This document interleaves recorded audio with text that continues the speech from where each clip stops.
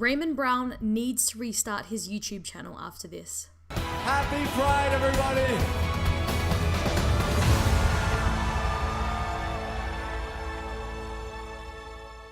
State of Pride is a 2019 YouTube documentary that takes a look at what pride means to LGBT people across numerous states in America. Originally premiering at SXSW, the documentary is now exclusively on YouTube Originals. Raymond Braun, a social media activist with his own LGBT YouTube channel, interviews LGBT individuals attending pride events in San Francisco, Salt Lake City, and Tuscaloosa. State of Pride was a fantastic documentary that not only took a look at what it means to be a part of the LGBT community, but that really focused on each individual story that it presented, giving us a fantastic insight into what pride means in smaller states and cities. One of these individuals is MJ from Tuscaloosa, Alabama, someone who I was lucky enough to interview about his experience with State of Pride and his connection to pride in general.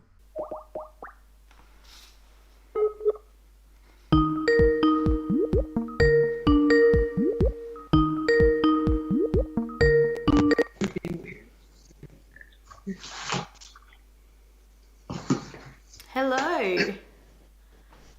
Hi guys, how are you? Awake. Awake, I know. Thank you so much for doing this at this time. It's so early for you. Oh, that's fine. Congratulations, first of all, are in order. Thank you. Yes, it's awesome. I'm very happy for you guys. I love your accent, sorry. Oh, I love your accent. Hey. You don't have to lie. I think I don't have an accent. I don't have an accent. Shut your face. So, MJ, could you tell us a little about yourself and how you came to hear about the State of Pride documentary? First off, happy Pride. Yes, absolutely. Well, I was born in Mississippi, and I grew up in a Christian Pentecostal family. So that by itself can't be open. And if you are, then, well, go in hell. And, well, I met her working at the hospital, and a few months into us talking, she told me about this documentary that's coming up and that she was going to be a part of it.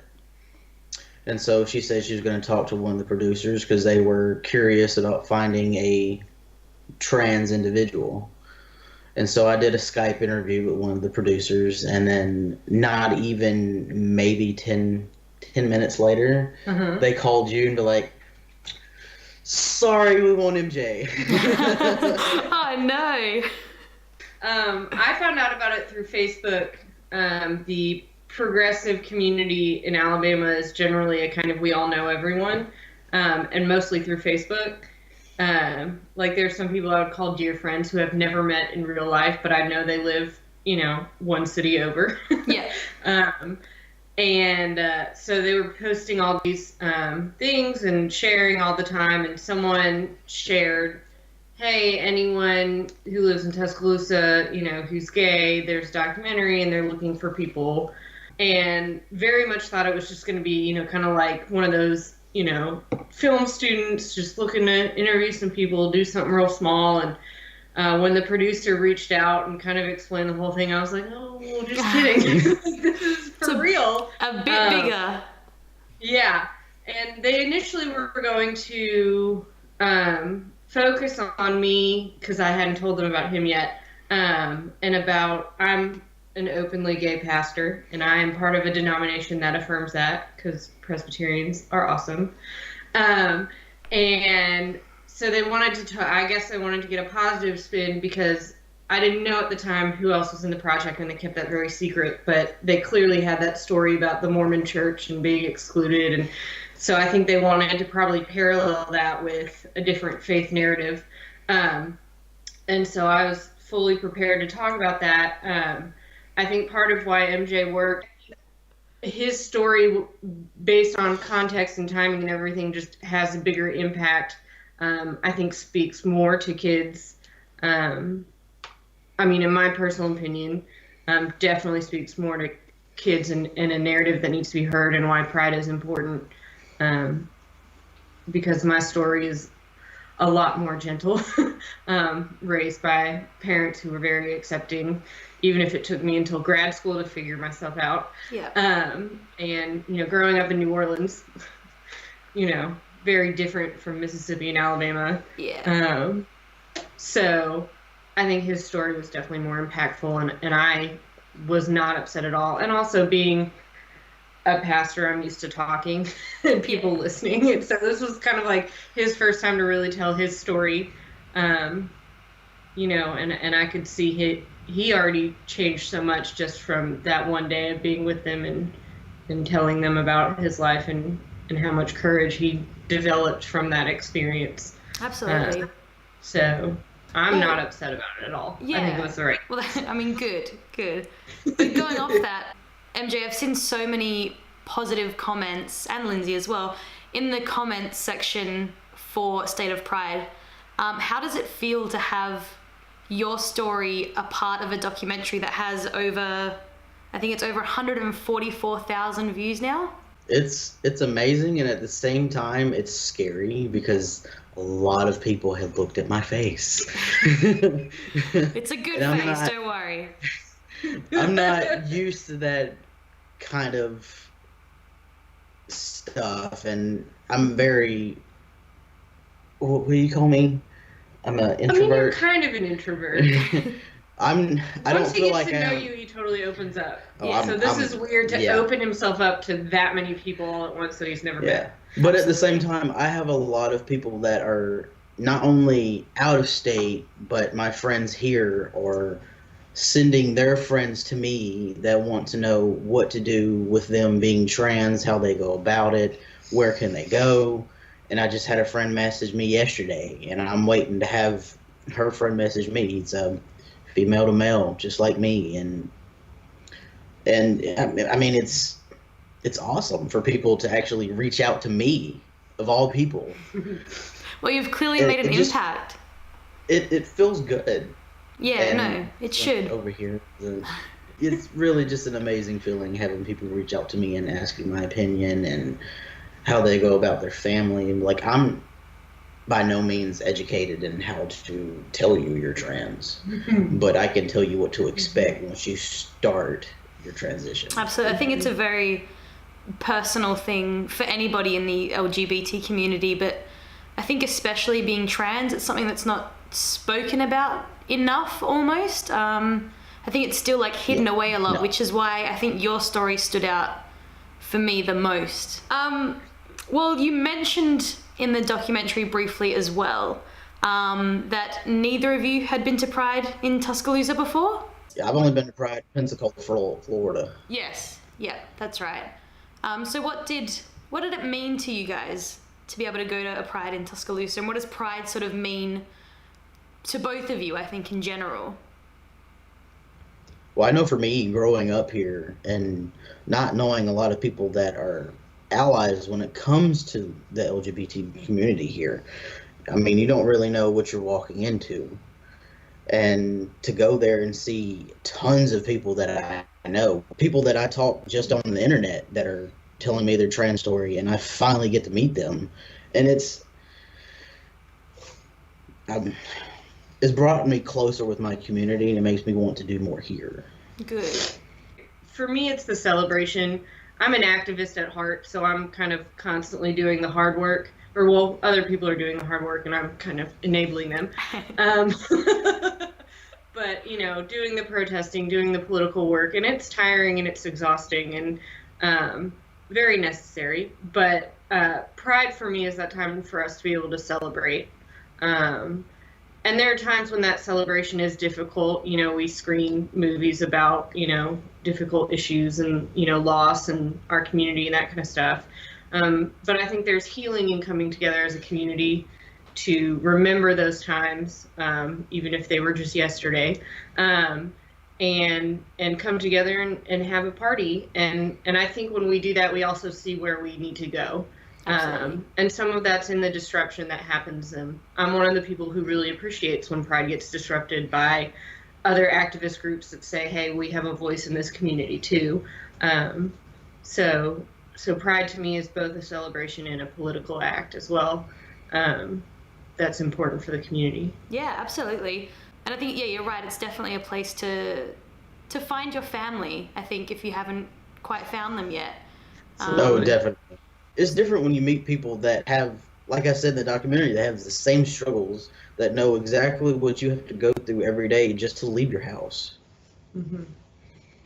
I mean, having to tape and bind and 2 shirts just to cover it all up and to feel better about yourself just basically just walking around. Yeah.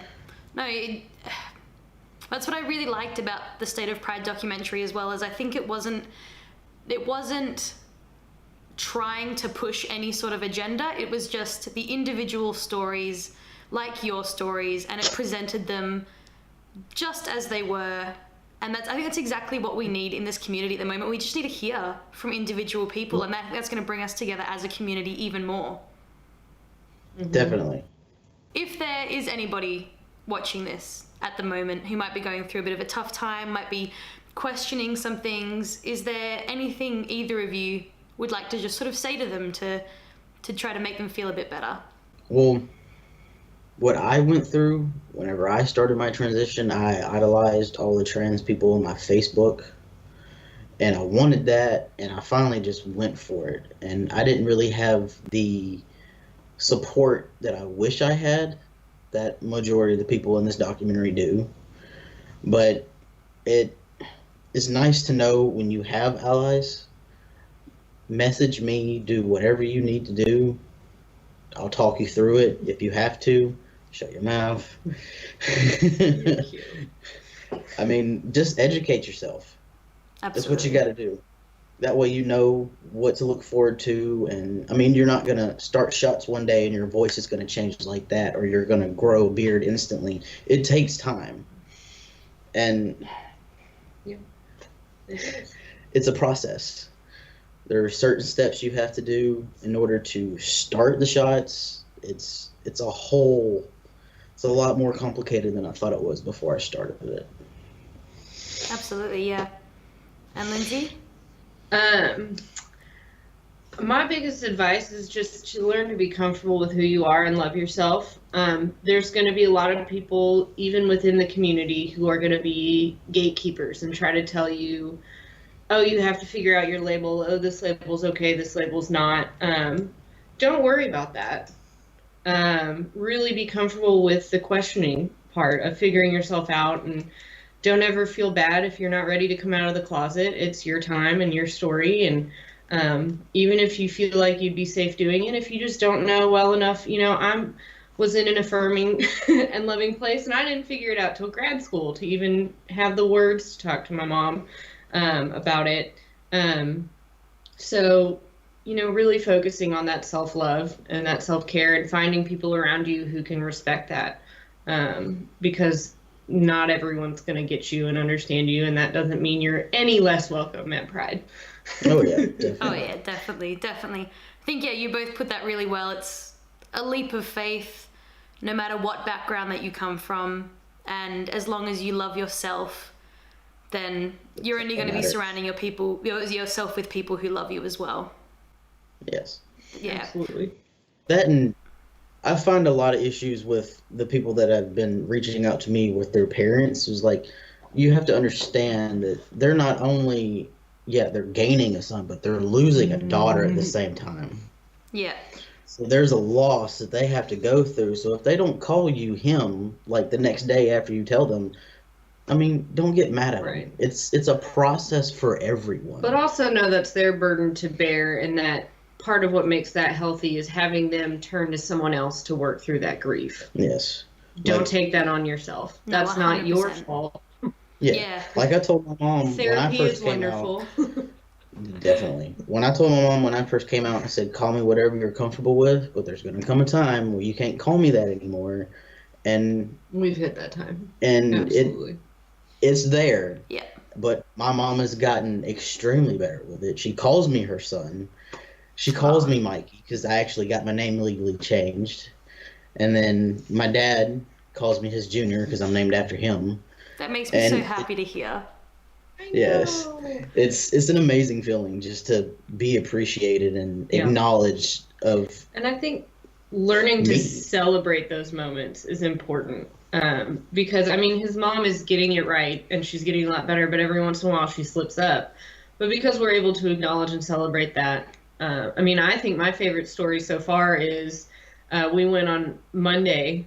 Actually, we went on Thursday because we had to go back to get our marriage license officially done. And total stranger working in the office doing the marriage license.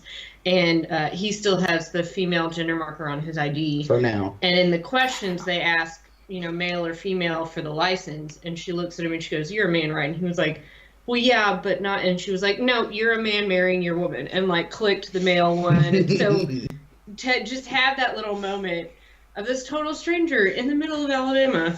Absolutely. I mean, I want to like take a picture of her and frame it on the wall because it was just kind of staple her to the side of our marriage license. Right. When you celebrate those little things, it makes it a lot easier to go through the daily, kind of fear and anxiety that comes with navigating your identity. I think as well, for every 10 negative people you might come across, there is going to be that one gem like her that will make your day and will completely wipe out what those negative people have to say, because they're out there and they're always going to be out there. Yeah. Oh yes, without doubt. Well, thank you so much for doing this with me, guys. This has been fantastic. It has made my night your morning.